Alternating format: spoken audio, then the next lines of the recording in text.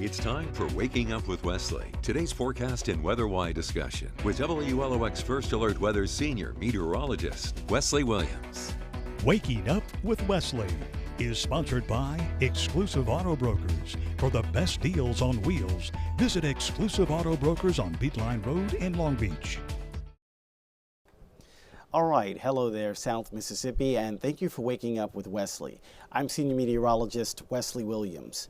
We do expect to see a drought developing across South Mississippi, and so that's what this update is going to cover, how these conditions are worsening and expanding to cover a larger area. So this just came out, this is breaking this morning, this just came out within the last hour or so, the drought monitor, which now shows a stage 1 drought across all of South Mississippi and even a stage 2 drought for areas that are near Bendale, which is in western George County. So that's what we were basically predicting this morning on GMM. If you were watching earlier this morning, we talked about how I fully expected that stage 1 area to expand, and that's exactly what happened. It happened because many places in South Mississippi just have not had much rain so far this month. One of those places being the Gulfport Biloxi Airport. That's one of the climate record keeping sites. So like 200 years from now, 400 years from now, when a person in the future looks back in the past and says, did it rain at all on September 11th, 2025? Well, the place where that record is going to be kept for the answer to that question is the Gulfport Airport. And sometimes that place moves around every few half a centuries or so, but right now that's where it's located. And so for that location, no rain so far this month. I know it has rained not too far from that so far this month. I think we even can show you within the last few days. It was actually earlier this week. Give this map some time to load. There it is, 2 days ago on Tuesday.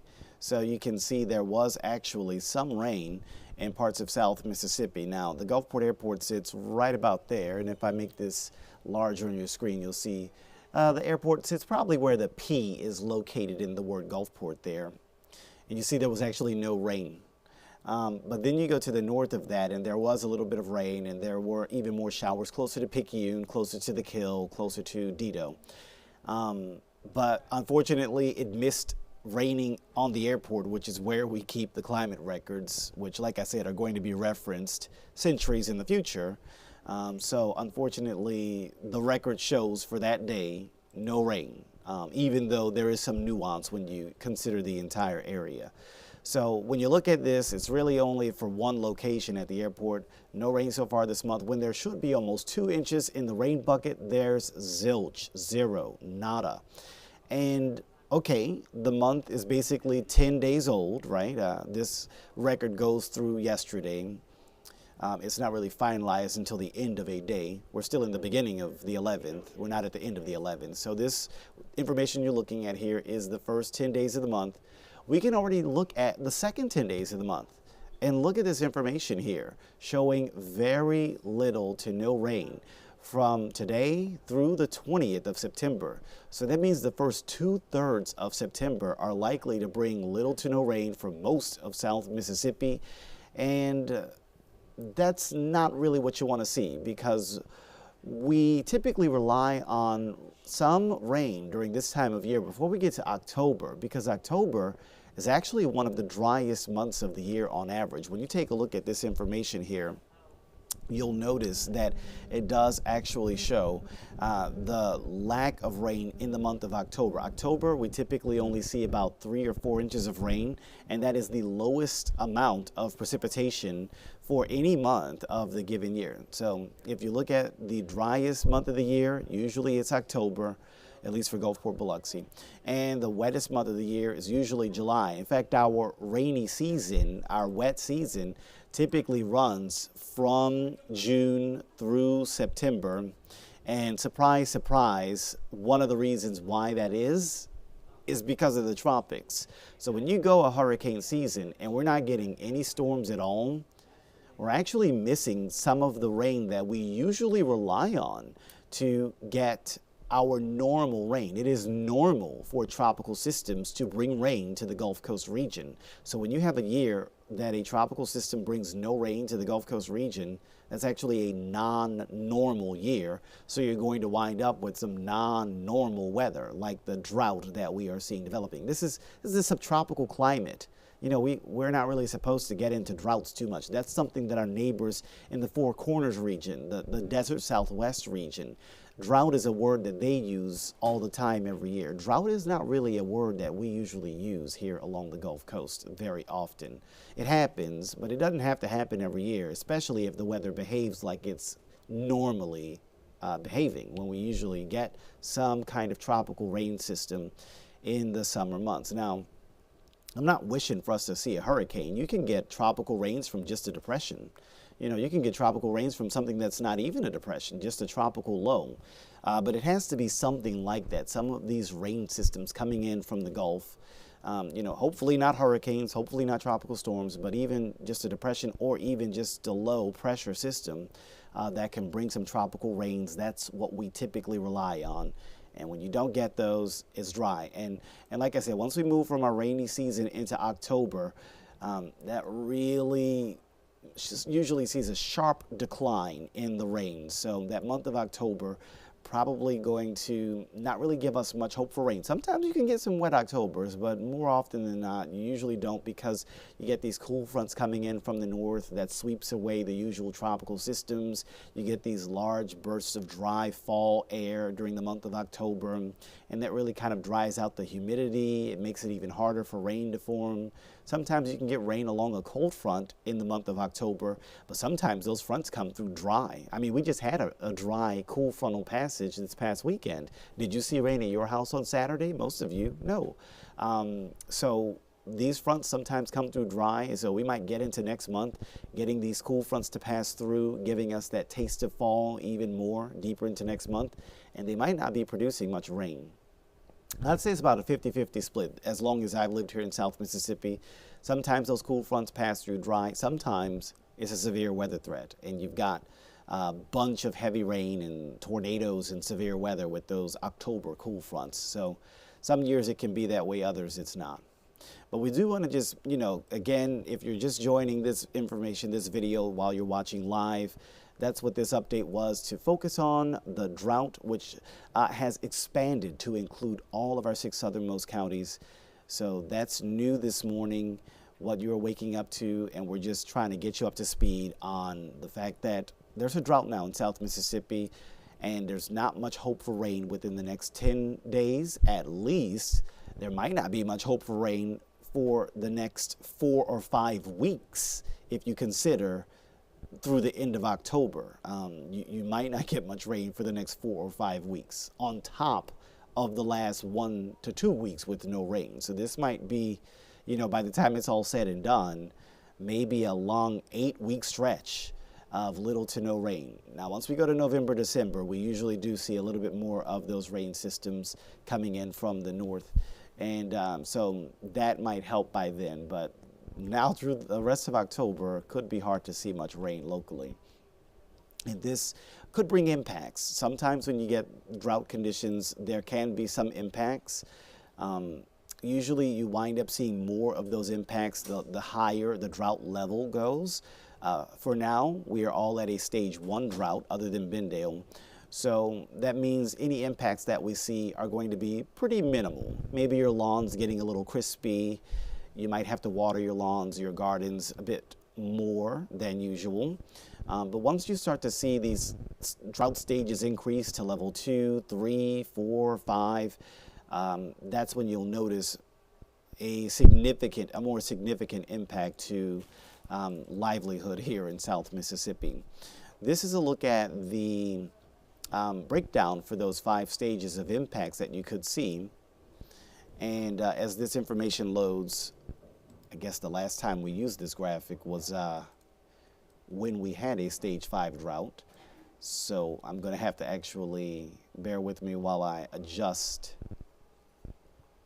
And I've lost, okay, there it is.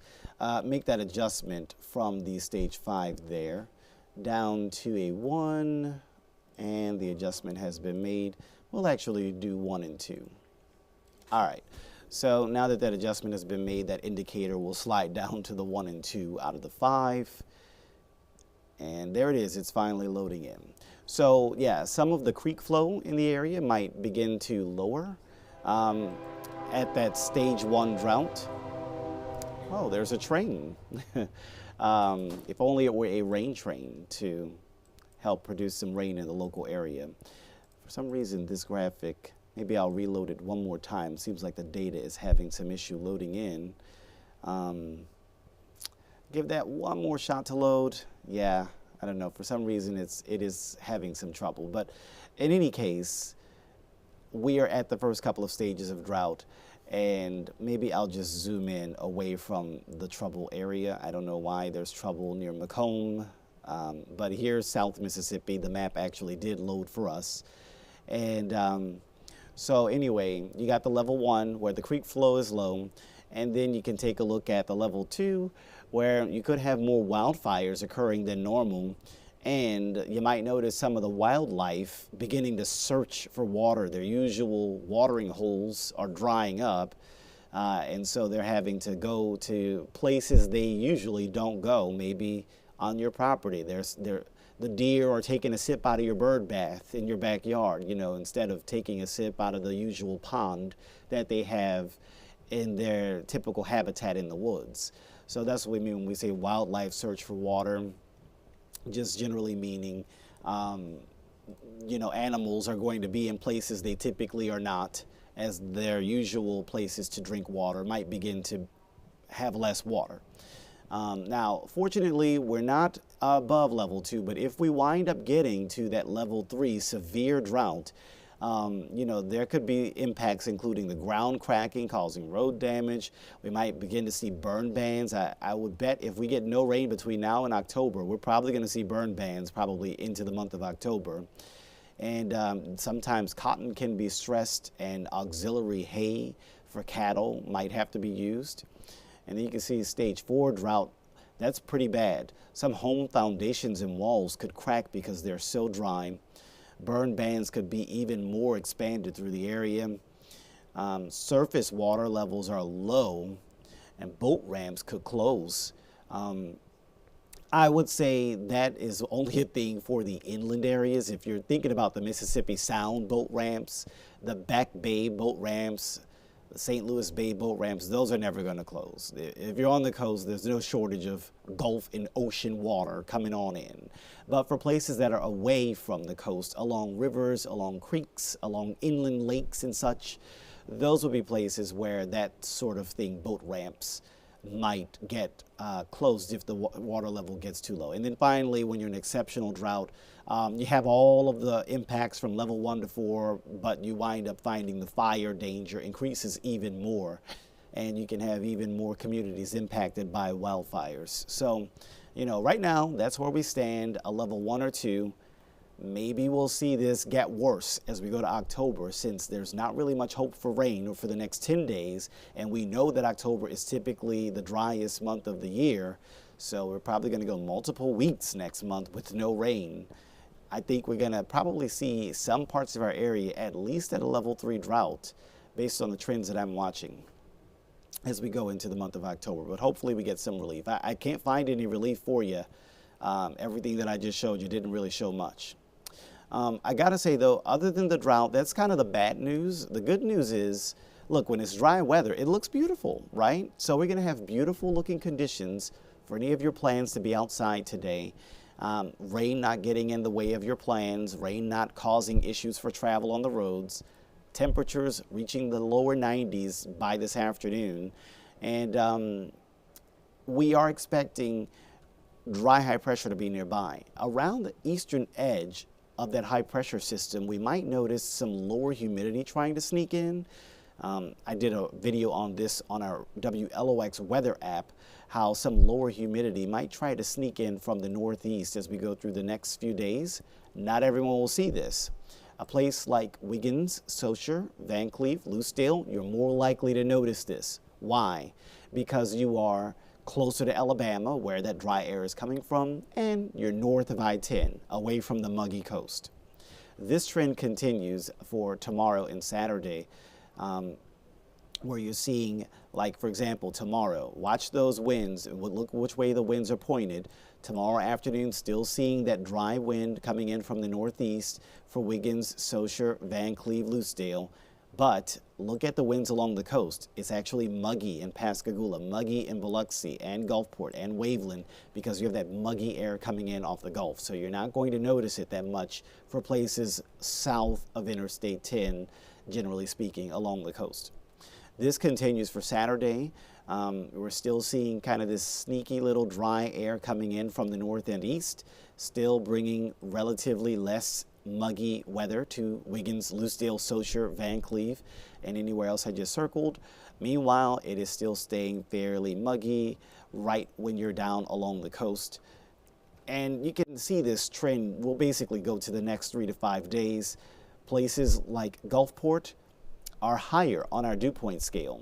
There's going to be a little bit muggier on Thursday, Friday, Saturday, Sunday, and Monday in Gulfport compared to places that are farther inland, that are farther away from the muggy coast, like Wiggins, where it's going to be drier than Gulfport today, drier than Gulfport on Friday, drier than Gulfport on Saturday, drier than Gulfport on Sunday, drier than Gulfport on Monday. So that's just something that some of us may notice as we go into the next 3 to 5 days. Lower humidity for some of us, but not for all of us, with this dry high pressure hanging out nearby, and rain staying hard to come by. But this is great news for the outdoor activities, outdoor events, outdoor festivities heading into the weekend. Rain not going to be an issue for any of those outdoor activities, and rain also not going to be an issue for roads as you travel to those too. So we got basically picture perfect weather for Saturday and Sunday. Even though, yes, it is dry, at least it is pretty cooperative if you have plans to be outside. And well, that'll pretty much do it for this Thursday edition of Waking Up with Wesley. I've been Senior Meteorologist Wesley Williams. I hope that you have a good one. We'll see you next time. Waking Up with Wesley has been sponsored by Exclusive Auto Brokers. For the best deals on wheels, visit Exclusive Auto Brokers on Beatline Road in Long Beach.